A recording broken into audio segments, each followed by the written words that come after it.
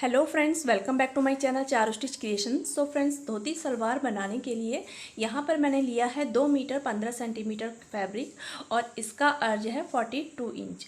तो यहाँ पे हमें सबसे पहले इसे डबल फोल्ड कर लेना है। इसमें हमें बेल्ट निकालनी है। तो बेल्ट निकालने के लिए मुझे यहाँ पर चाहिए 50 इंच की मुझे बेल्ट निकालनी है। तो उसके लिए मैंने यहाँ पे डबल फोल्ड किया है। 25 इंच से हमें 25 इंच रखना है, लेकिन ये 21 इंच आ रहा है। तो हमें यहाँ पे जो 25 इंच रखना है वो हम जॉइन बाद में इसमें लगा लेंगे। तो सबसे पहले हमें यहाँ पे लगाना है 1.5 इंच का 1.5 इंच का मार्जिन ले लेना है नेफे के लिए, जो हमारे नेफे में फोल्ड होगा। और 6 इंच की यहाँ पे हम निकालेंगे बेल्ट।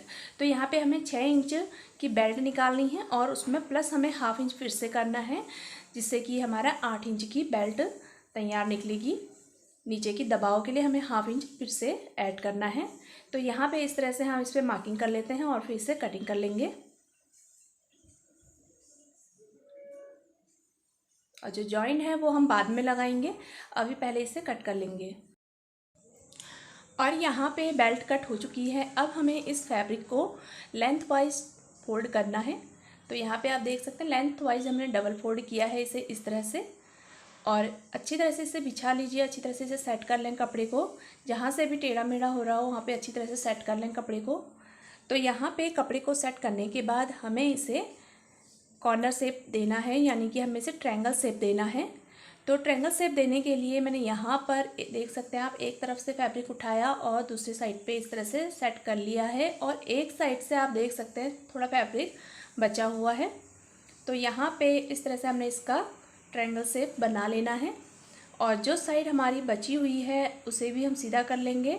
और जो इस इधर की साइड है आप देख सकते हैं, यहाँ से भी जो हमारा ये साइड है इधर से भी इसे हम अच्छी तरह से सेट कर लेंगे। तो यहाँ पे मैं हाफ इंच की मार्किंग कर रही हूँ इसे कट करने के लिए। तो यहाँ पे हमें इसी तरह से इसे कट कर लेना है।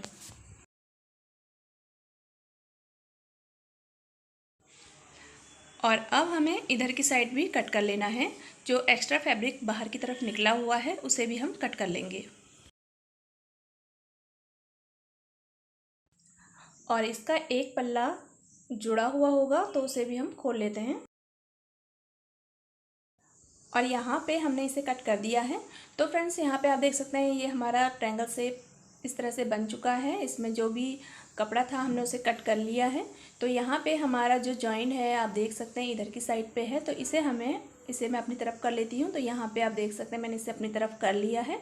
और यहाँ पे जो कटिंग हमारी होगी, यहाँ पे हमारी कटिंग नहीं होगी, जो इसके कॉर्नर साइड्स हैं वहाँ पे हमारी कटिंग होगी। तो यहाँ पे हमें सबसे पहले एक कॉर्नर पे निशान लगाना है मोहरी का। तो यहाँ पे हम निशान लगाएंगे सबसे पहले 1 इंच पे। तो यहाँ पे हमें 1 इंच पे निशान लगा लेना है। यहाँ पे हमारा 1 इंच निशान इसलिए लगा है क्योंकि वो हमारा फोल्ड में जाएगा। और फिर से मैंने यहाँ पे आगे की तरफ 6 इंच का निशान लगाया है। आप अपनी मोहरी के अकॉर्डिंग निशान लगाइए। अगर 14 इंच मोहरी है तो 7 इंच लगाइए, और अगर 13 इंच मोहरी है तो 6.5 इंच निशान लगाइए। और उसके बाद यहाँ पे आप देख सकते हैं लेंथ में इसकी लगा रही हूँ। तो यहाँ पे हमें जो हमारी लेंथ है 38 इंच है, तो उसका मैंने यहाँ पे 6 इंच माइनस कर लेना है बेल्ट का। और ऊपर की तरफ हमें हाफ इंच प्लस फिर से रखना है, जो हमारा दबाव होगा। तो यहाँ पे मैंने लगाया है 32.5 इंच पे निशान। तो अब यहाँ पे आप देख सकते हैं इधर की साइड अगर हमारा कपड़ा थोड़ा और ज़्यादा होता तो यहाँ पे हम इसे तिरछा कट करते, जिससे हमारी जो प्लेट्स हैं वो बहुत अच्छी बन जाती, घनी घनी बन जाती और ज़्यादा फ्रिल आ जाती। तो यहाँ पे हमें जब कपड़ा नहीं है तो हम इसे सीधा ही रखेंगे और इसमें भी बहुत अच्छी प्लेट्स बनती हैं।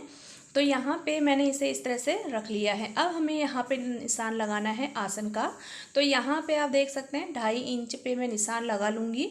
आप अपने अकॉर्डिंग इस पे निशान लगाइए। अगर ज़्यादा हेल्दी हैं तो 3 इंच पे लगा लीजिए, अगर कम है तो यहाँ पे आप लगा सकते हैं 2 इंच, या और कम है तो आप 1.5 इंच भी लगा सकते हैं। यहाँ पे मैंने 44 हिप के अकॉर्डिंग इस निशान को लगाया है। तो नीचे की तरफ मैंने आसन पे 9 इंच का निशान लगाया और उसे इस तरह से राउंड शेप दे दिया है और 6 इंच की हम इस पर बेल्ट अलग से अटैच करेंगे। तो इस कॉर्नर पे हमारा निशान लग चुका है और यहाँ पे आप देख सकते हैं अगर हमारा ये कपड़ा जो है आगे की तरफ और होता तो हम इसे इस तरह से तिरछा निशान लगाते। मैं इंची टेप रख कर दिखा रही हूँ। तो इस तरह से हम इस पर तिरछा निशान लगाते जिससे कि हमारा थोड़ा घेरा और बन जाता, यानी चुन्नटें और बन जाती। तो यहाँ पे हमारा ये निशान हो चुका है। अब हमें तीसरे कॉर्नर पे आना है। पहले कॉर्नर पे हमने मोहरी का निशान लगाया, दूसरे कॉर्नर पे हमने लगाया आसन का निशान और तीसरे कॉर्नर पे अब यहाँ पे हम लगाएंगे प्लेट्स के लिए 2 इंच यहाँ पे हम निशान लगा लेंगे कट करने के लिए। तो यहाँ पे हमने 2 इंच का निशान इस तरह से लगा लेना है। इस निशान को हम कट कर लेंगे और इस निशान को हमें कट नहीं करना है। यहाँ पे हमारी सिलाई आएगी, यहाँ पे हम इसे कट कर लेते हैं 2 इंच पे। तो यहाँ पे आप देख सकते हैं इस तरह से मैंने इसे 2 इंच निशान को इस तरह से कट कर लिया है और यहाँ पे हमारी स्टिचिंग आ जाएगी। अब हमें यहाँ पे आसन को भी कट कर लेना है और यहाँ पे हमारे तीनों कॉर्नर्स पे निशान लग चुके हैं और दोनों कॉर्नर्स पे कटिंग हो चुकी है। अब यहाँ पे हमने लिया है ये बेल्ट। तो यहाँ पे जो मेरी बेल्ट है वो 25 इंच की है। तो यहाँ पे 1 इंच इसमें दबाव में जाएगा 24 इंच। तो 24 का हमने डबल कर लिया 12। तो हमें 12 को ध्यान में रखना है, 12 इंच को। तो अब हम इसे खोल लेंगे और इसे खोलकर मैंने इस तरह से फोल्ड कर लिया है। तो यहाँ पे आप देख सकते हैं जो आसन वाला साइड है वो हमने आमने सामने रखा है और यहाँ पे हमें जो 2 इंच का निशान पे हमने कट किया था वहाँ पे हमें सिलाई लगानी है 2 पॉइंट के करीब। तो यहाँ पे हमने 2 पॉइंट के करीब सिलाई लगा ली है यहाँ पे। अब यहीं से हमें शुरुआत करनी है प्लेट्स की। तो प्लेट्स की शुरुआत करने के लिए सबसे पहले एक पार्ट को मैंने इस तरह से लिया और यहाँ पे हमें इसे खोल लेना है और खोल कर इसे अच्छी तरह से सेट कर लें। अब यहाँ पे आप देख सकते हैं सिलाई हमारी यहाँ पे दिख रही है।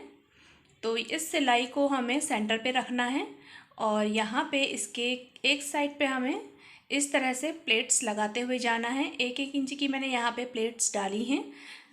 तो यहाँ पे आप देख सकते हैं इस तरह से हम यहाँ पे सुई से इसे टक करते जाएंगे।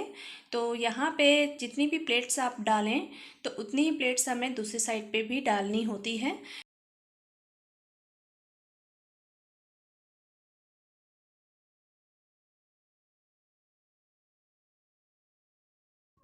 और अब यहाँ पे मैंने इसे इतनी प्लेट डाल दी हैं। तो यहाँ पे आप देखेंगे कि यहाँ पे 13 इंच आ रहा है। तो इस प्लेट को आप थोड़ा चौड़ा कर लें।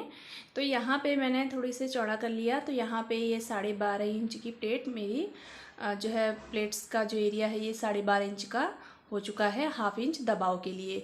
तो यहाँ पे 12.5 इंच हो चुका है, 12 इंच।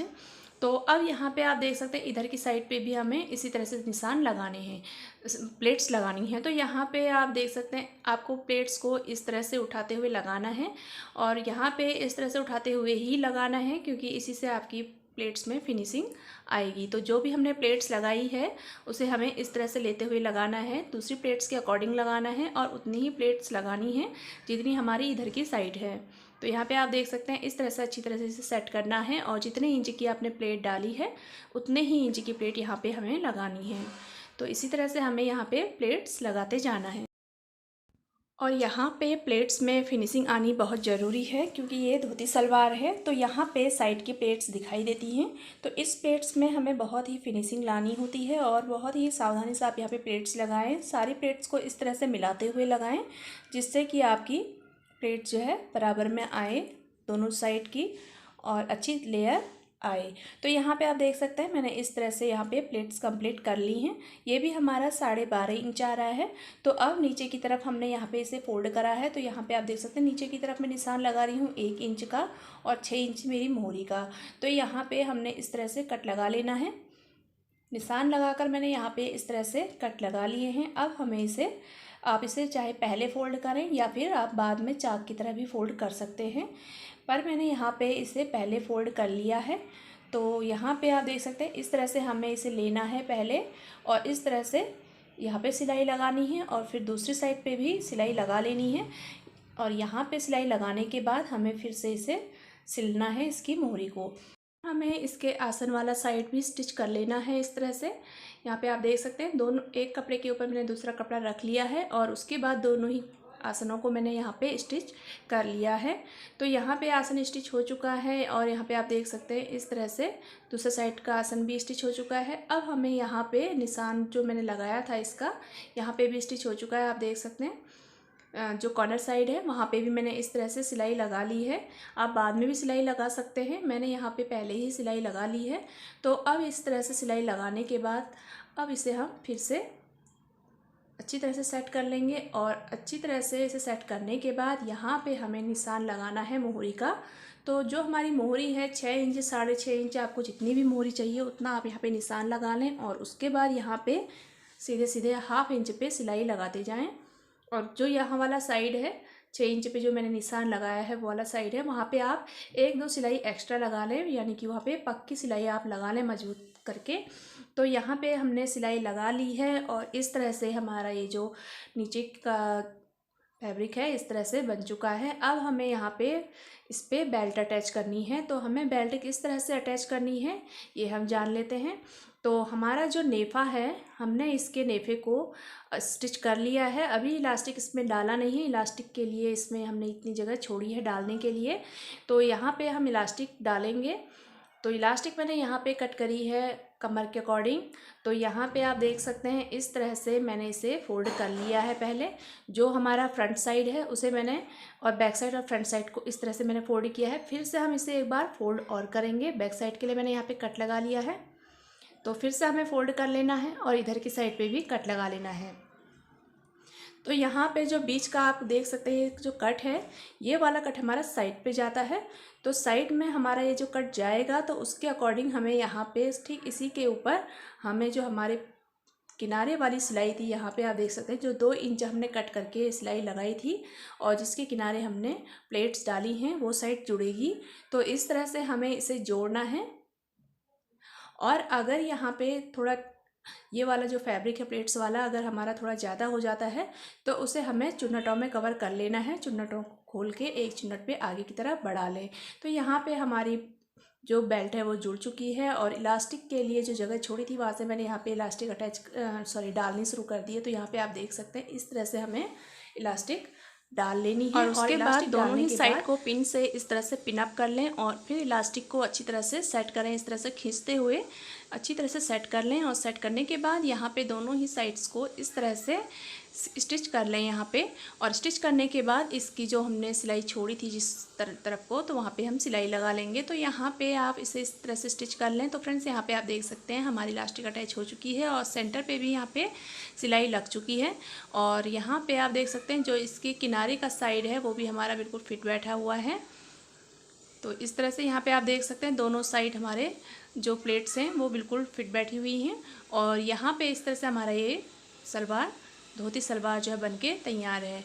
तो फ्रेंड्स वीडियो पसंद आई हो तो वीडियो को लाइक करें, चैनल पर नए हैं तो चैनल को सब्सक्राइब करें। Thank you for watching.